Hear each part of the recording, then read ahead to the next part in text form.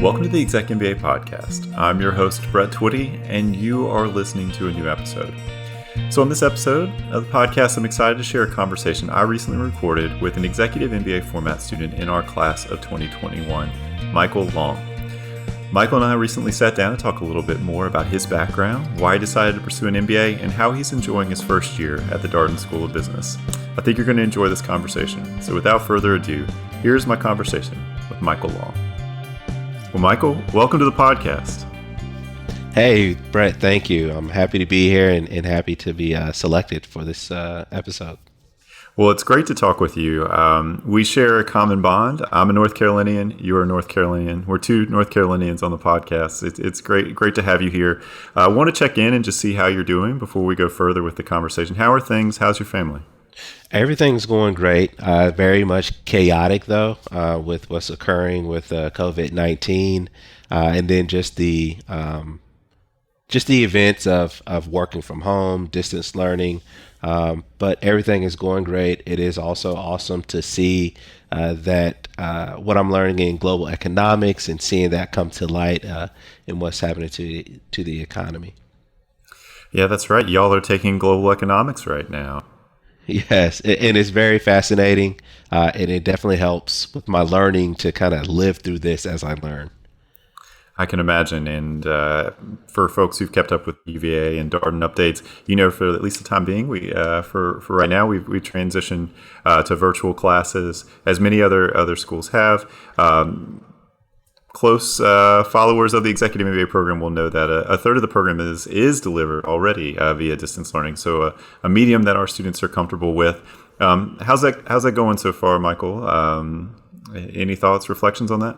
Yeah, I mean, I think first, definitely kudos to the Darden faculty, administration, staff. You guys have been awesome, phenomenal, and just presenting us with information and then also being dynamic with us with going to online courses for certain of our residencies, and then just the plethora of information that comes out and just being attentive to our questions and our needs. No, that's great. It's a great team of people who support the students in this program, and times like these that you're particularly reminded of that. Yes, and which is why I'm happy I chose Darden. It's just a huge first class operation that's happening, and then just the experience and connection I have with the folks like you and other Darden members. So, Michael, how long had you thought about an MBA? I still remember when you came for your class visit, and obviously we got to spend some time together on that day. Had you been thinking about it for a while? Yes, I actually been thinking about it probably since I started with my new company or my current company, which is the Mitre Corporation. I started with them in 2015, and I started thinking about an MBA, but I never truly was truly sincere about it or become an active seeker of an MBA. But recently, this past year, I was promoted into management.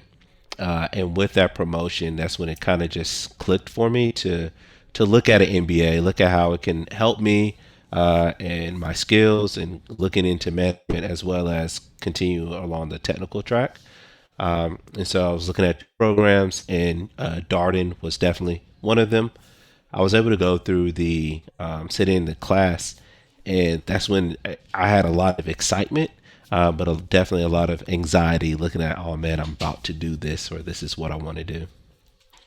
Yeah, I think there is that moment that hits people. It might be during that class visit. It might be at another time when people realize, oh man, I'm going back to school. It's been a little while since I've been in an academic environment. How long had it been since you had been in a classroom? It's been about 10 years, just the thought of just continuing another degree and just understanding the needs of school and what comes with it. Absolutely. So let's talk about your background a little bit. Had you taken a lot of business courses at the undergraduate level or prior to showing up at Darden? No. I think the closest business-related class I probably have taken in undergrad and even in grad school was related to ethics. Outside of that, I mean, I'm a computer science undergrad in computer science, concentration in information assurance for my grad or my master's. And so just anything business related was never I never had that thought until I got to MITRE and I knew I wanted to pursue management. But I'm fully technical, everything programming, coding, cyber defense is really what my background had been coming into Darden. So you have this computer background. You have taken a lot of business courses prior to coming to Darden. What has that adjustment been like for you? Obviously, going back to school, you talked about being a little anxious about that. What has it been like coming back to an academic environment? Obviously, a case method environment where you're going to have to show up and participate in class. Talk a little bit more about that. It's definitely that feeling of going down a roller coaster and taking like that 1,000-foot drop and just that exhilaration. It has been really rewarding. It definitely has taken me some time to kind of get adjusted to it and get back in the swing of things. What I've really enjoyed though is just the breadth of friends I have been able to make. Meaning just like the people that I don't think I would have probably come in contact with if I did not come to Darden, and folks that are more so outside of the IT or technical field. That has been awesome for me. I've been able to learn from others, expand my network, and then just seeing how they approach problems within their sphere of knowledge. So talking to a financial guy about somebody versus a technical person or somebody from HR has been really fascinating to learn. And then also hearing how they approach some of the problems in the cases that we discuss in class has been amazing. My guess is that was part of the appeal of coming to a place like Darden, where you're going to have this interactive, discursive learning experience. You're going to be around a lot of different kinds of people, and you're going to hear how they think about problems. Right. Yeah. And I think I did not truly appreciate it in my class visit. I mean, a lot of it was just my thoughts was, man, here I am about to do school all over again. But then when I'm actually in there and now I'm having to participate and share my thought, I mean, it was scary at first, but it has really been awesome and phenomenal about being able to connect with folks and just participating, learning, and then applying it, being able to apply what I do talk about or what we do talk about in class to maybe some things and some efforts we're doing at work. Absolutely. One of the things that came up on a webinar we hosted for our incoming students a couple weeks ago was this idea that everybody in an Executive MBA program is in this together. You're all moving in the same direction, all working towards the same goal. It's not competitive, it's collaborative. And I'm wondering how that has played out in your Darden experience thus far, acknowledging that you are in, as we're recording this, in quarter 4, so approaching the midpoint of the program. Yeah. And I think that is what has really been awesome for me is that I know in my given area that I would feel like I am the strongest link. But then when it comes to the business background, I have often felt like, man, I don't think I can grasp this, or I may be the weakest link. But the cohorts, have been really awesome about kind of no man left behind, checking on you, Mike. Hey, do you need anything? Or, hey, what can I do? Or do you understand this? And making themselves available, not only the students, but also just the administration as well. And so it's just that camaraderie, that collaborative space, and then just that space of vulnerability with this cohort that I've been able to experience as well, that I have been challenged, but also have been able to grow, not just by myself, but with my cohort. Yeah, and to your point about people checking in and how are things going and supporting you, for folks who have not had an opportunity to come for a class visit and kind of see what that dynamic looks like, we're obviously based in the Washington, D.C. area. We have weekend residencies that are once a month. And if you come for one of those visits, you will see lots of program staff around during the weekends, not just faculty, but all the program staff that help support the execution of the weekend residencies. Oftentimes, the dean of the program, Jim Dietert, will be here, director of student affairs, Laura Bordoni. These folks have been on the podcast and can, obviously, I encourage you to check their episodes out too. It takes a village, and I can't underscore this enough. You're not progressing through this program on your own, to Michael's point. Definitely, and definitely want to do a kudos to you, Brett. I mean, you're definitely attentive as well, as long as with the other staff. And I mean, it's truly a white glove experience, I would say, just from the educational standpoint, but then just also with the relationships that you build with the cohorts and with the faculty. So let's talk about the experience of sort of progressing from the start of school to where you are now. We talk a lot about Darden being an iterative process where you get progressively sort of better at class, you get better at managing the workload. How has that learning curve been? How do you feel about where you are now versus where you were when you began? Oh man, I feel much better. Earlier I mentioned going down the curve or the steep descent with the roller coaster, but I feel like I'm coming back up. And it's just been really awesome. My biggest hurdle in the beginning was just time management, and just understanding how do I be a parent, how do I become a better manager, and then how do I become a better student.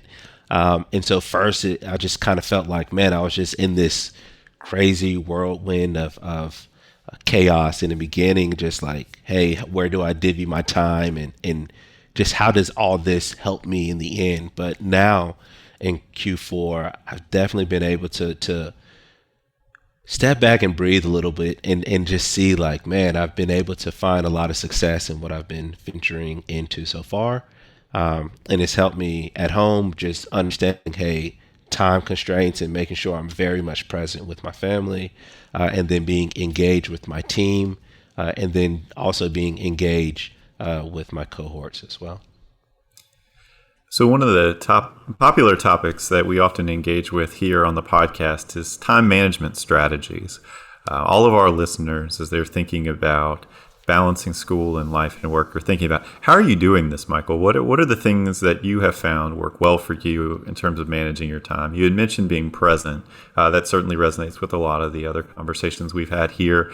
But what are, even simple practical tips that you found have worked? What are some of your favorite strategies? Scheduling. Just pick a schedule, know what's on the calendar, see what's happening, see what's occurring. And stay committed to that schedule. So for us, Tuesdays and Thursdays are our distance courses. So Tuesdays and Thursdays, that's always blocked off. That Monday or Wednesday, do something with the family. Pick a family moment, a family outing. And then on the weekends, if we're not in residency, make sure you're looking ahead on that schedule and just try to, if you have a free day or free block of time on Saturday or Sunday, pick a few courses and classes and just study and review that material.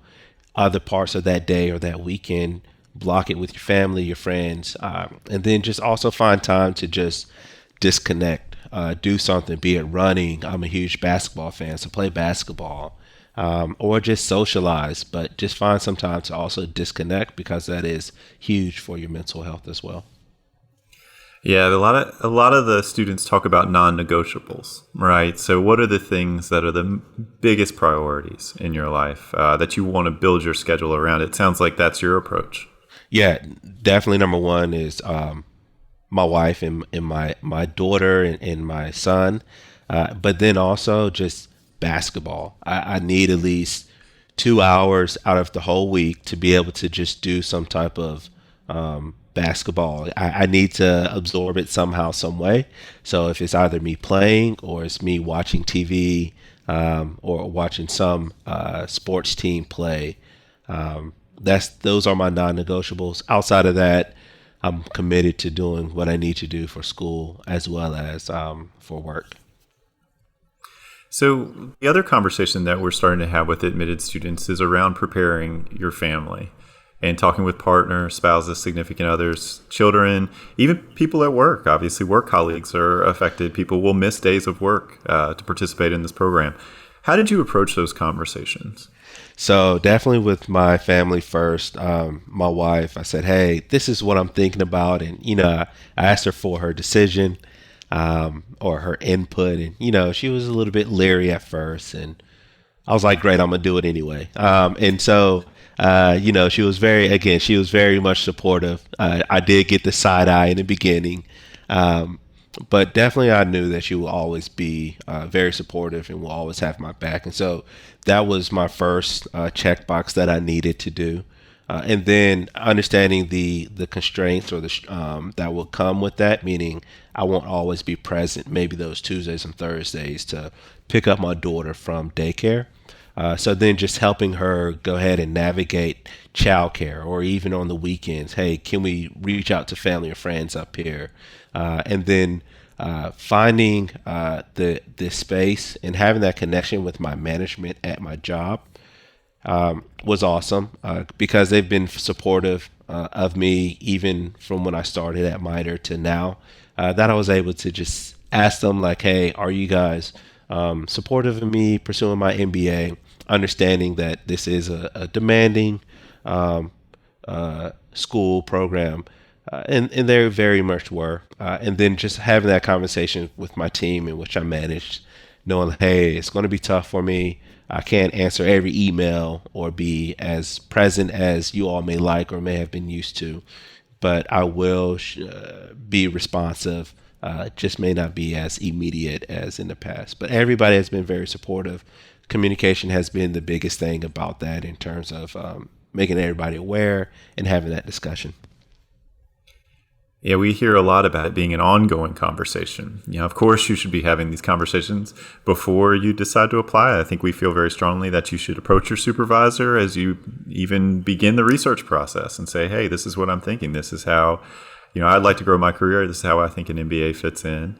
But in addition, you should talk with your partner, significant other, spouse, whoever in your life may be most directly impacted by this, and make sure that you have that person's buy-in and support, because when you're away for class, you will have your portion of the domestic responsibilities, household chores, insert whatever you want to describe that here, will shift to that person. Yes.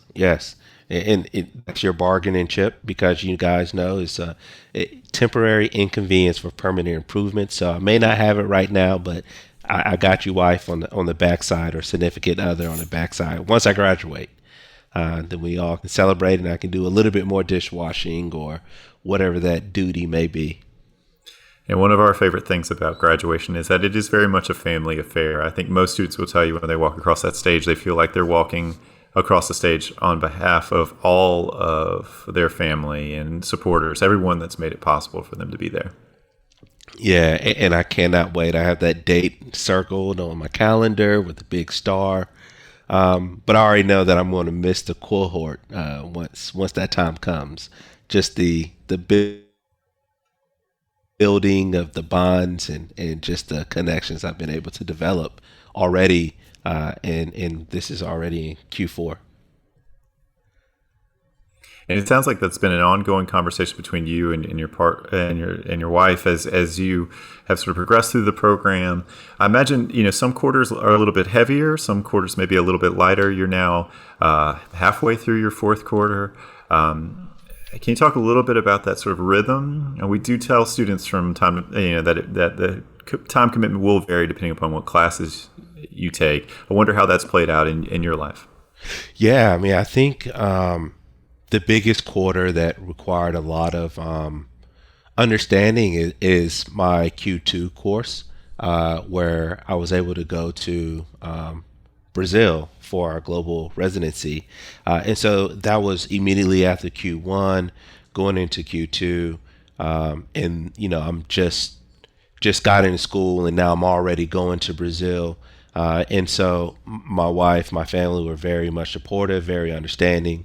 And so while that was a lot and required me to be away for a whole week, they were very much present with me while I was gone, and just checking in while I was gone, but also just filling in the holes and the gaps that I may have been missing while I was away, but also at work. I mean, just having that understanding from my job and that support as well.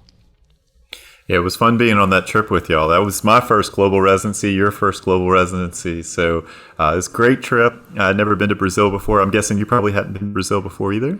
Never been to Brazil. And I think that's what really, really made me feel extremely excited and proud of the decision I made of selecting Darden is just through that experience of the global residency. And I think that's where I was able to even grow closer with my classmates that was able to go with me in Brazil. And just having that experience, going to somewhere I've never been before, and bonding with people that I've just entered into this program, and learning as well. That was really awesome. And then also just understanding and putting that global mindset to foreign businesses and how they run their programs and corporations. So I recognize that it's early days for you in the program. As mentioned, you certainly have momentum at this point. The midway point of the program is in sight. But I wonder how the program has already affected the work that you're doing at work, how it's changed your perspective. You mentioned, obviously being in global economics at this time with a lot going on in the broader global economy. How has the program impacted you thus far? I think while me learning and kind of going through some of the global economics and understanding the crisis in which we're facing collectively, I think one of the biggest things that I've been able to take away so far from this program is the leadership communication in which we were going through in Q3, and just understanding the criticality of effective communication and being able to not only communicate but also to relate and have empathy when you are communicating, especially in a crisis in which we're facing, and just having that hat on from a leadership perspective of understanding who your audience is, understanding the message, the mechanism and tool in which you're using. And I think that has really been the biggest eye opener for me right now, and I have a huge appreciation of just having that class and talking about communication. Yeah, it's interesting to me. We hear a lot from prospective students or students as they're coming in. The focus is oftentimes on the technical aspects of the program. So, for example, accounting, finance, these kind of gaps that people feel that they have. But when you talk to alumni or people at the end of the program, and maybe you're already starting to feel this, the biggest impact of the program is oftentimes on their sort of self-awareness and leadership approach and their communication skills and things that tend to skew more towards the interpersonal EQ end of the spectrum. I'm curious how you think about the impact of the program in that statement. Oh yeah. No, I totally agree. I definitely feel like I am closer to the interpersonal area, but in what I feel like I thought coming in, it was like I was already an effective leader and I'm an effective communicator. So there's not really much for me to learn or take away here. But I was very much humbled in some of the cases in which we have gone through.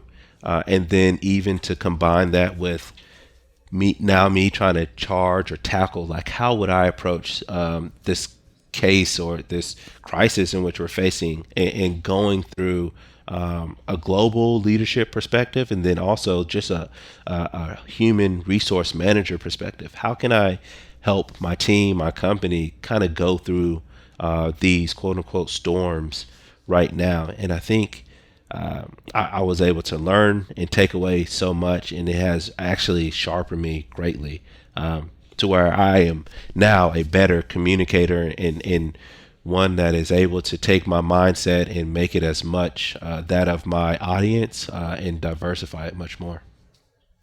Yeah, you think about the crucible of that classroom experience, hearing from all those perspectives, hearing all the different approaches to looking at the same set of facts and situation. I think it has to make you a better communicator, because you start thinking about, well, this is how I look at the problem, but I'm reminded every time I go to class of the fact that there's many different ways to look at any problem. Yes, and what's really fascinating and funny is one of our cases kind of dealt with a pandemic and how we would respond to it. And so it's just, wow, Darden was kind of ahead of the curve. And now it's just like, wow, everything that we just did in a certain case and discussed, let's do some real life application. And then, like you said, I mean, there's different perspectives that you will have in this class that has different mindsets that are thinking more so on the accounting and the budget and the economics, as opposed to maybe somebody that may have a mindset on the people and how this affects the workers. And then now we just bringing all these ideas and thoughts together and figuring out, now let's come with a unified message and mindset in tackling some of these problems. Yeah, and to be clear, you will absolutely get accounting, finance, decision analysis, economics, all of these sort of core business areas, just as you will get all the leadership and interpersonal emotional quotient development. I think that's one of the real appeals of general management, is that it's broad. We focus on the enterprise perspective. What we talk about a lot, Michael, and I'm curious about your take on this. We talk a lot about, from an admission standpoint, we talk about fluency, right? The ability to sort of have a perspective, to speak on many topics, to be in a meeting with a finance person or a marketer, and to have a perspective on that person's work. You're obviously not going to be the expert in that interaction, but you're going to be able to ask good questions and ultimately be able to take that information and make a decision with it. Does that resonate with your experience thus far? It does. And I think that's one of the greatest impacts that going through this program has allowed for me, is to be better or even more well-rounded. When I go into meetings, I don't feel like I have to kind of get lost in the back and I'm going to just sit this one out, to where I'm very much present, because, if we're going to talk about finances, I may not be able to ask or know the answer to questions that's being asked, but I know how to find it. And I know exactly what you're referencing or alluding to. And then I will be able to provide useful information or feedback based upon any topic, from the economics of what we may be facing, or the forecasting in our financials, or just looking at the general accounting. And so that has been a huge value add, and has even just allowed me to be even more fluent in my meetings and taking it back at work, in my day to day, even just talking to friends and informing them about the economics of the COVID-19 and what that truly means. Yeah, so I'm curious about your ability to sort of draw the line from what you're doing in class to work. You mentioned you work in cyber, IT, obviously things that have a real tech component and technology focus to them. Are you able to take what you're learning back to work? It sounds like certainly you're able to connect it in meetings. I'm curious other ways that it might be sort of shaping your work. Yes. A lot of it is, we, in my operations class, which we're taking right now, just looking at, how productive are we? Is there a way that we can be a little bit more efficient in what stuff that we're producing, such as incident response, right? If we implemented maybe some technology, could that help us with detection or alerting capabilities? Is that giving us more throughput? Are we optimizing our capacity?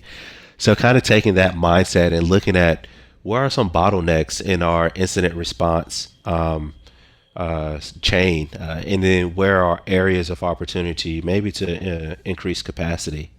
So yeah, I would have never thought, man, taking operations and would allow me to maybe look at how effective are we in our incident response capabilities at work.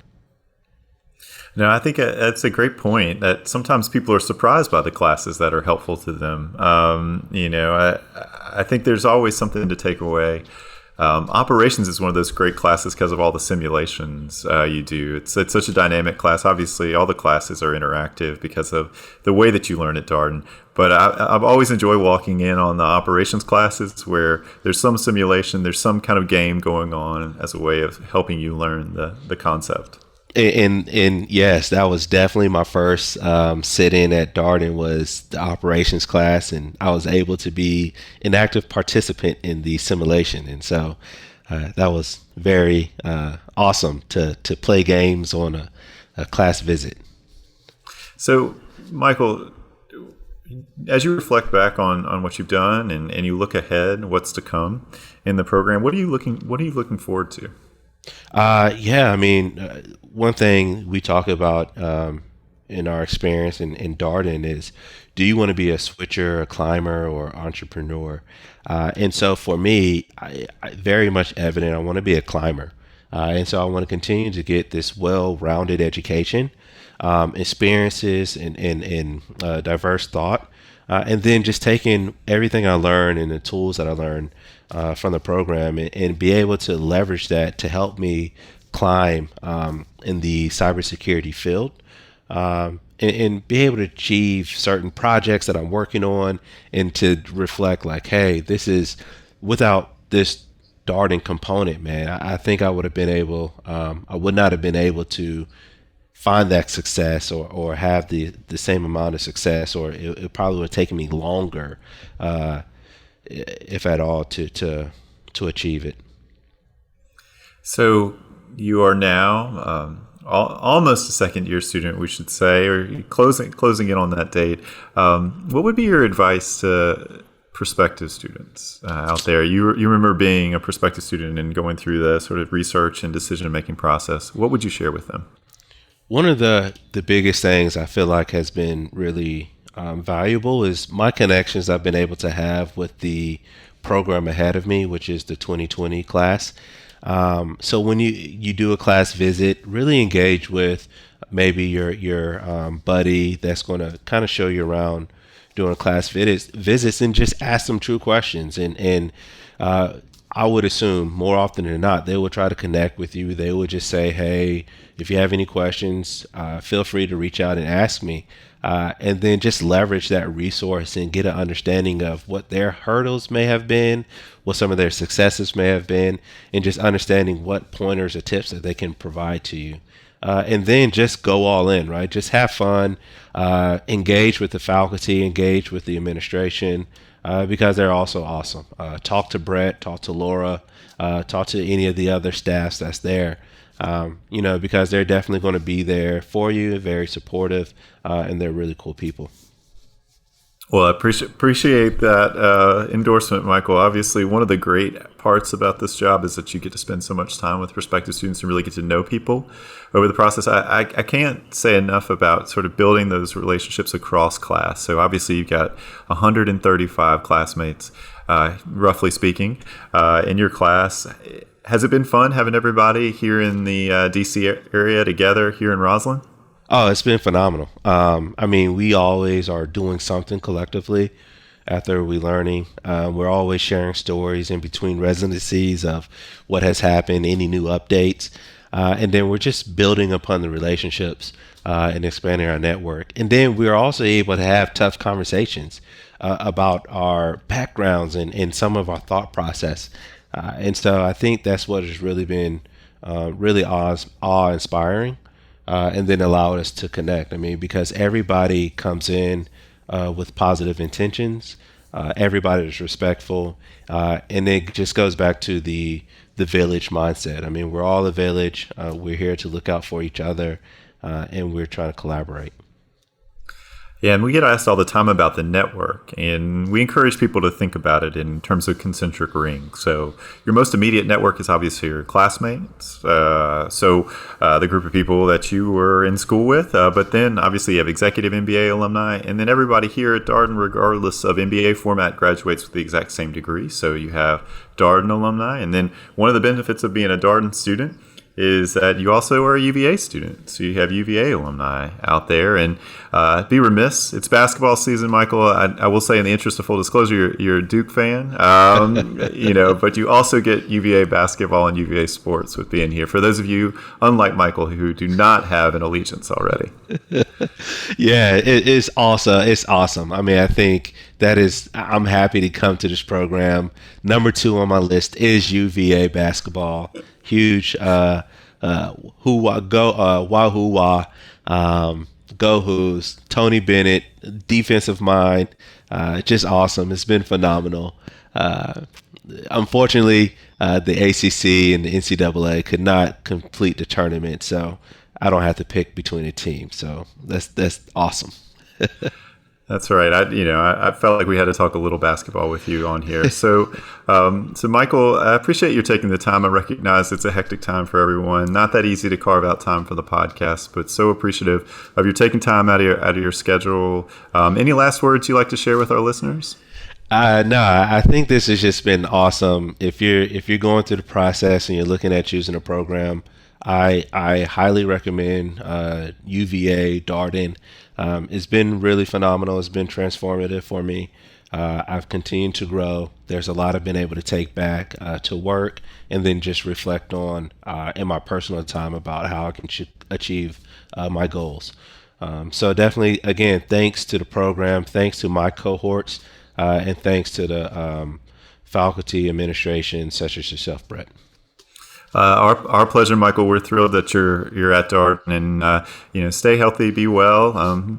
Same to your family there. Obviously, look forward to seeing you again in person. But thank you so much for taking time out for the podcast today. Thank you. And that was my conversation with Michael Long, an Executive MBA format student in our class of 2021.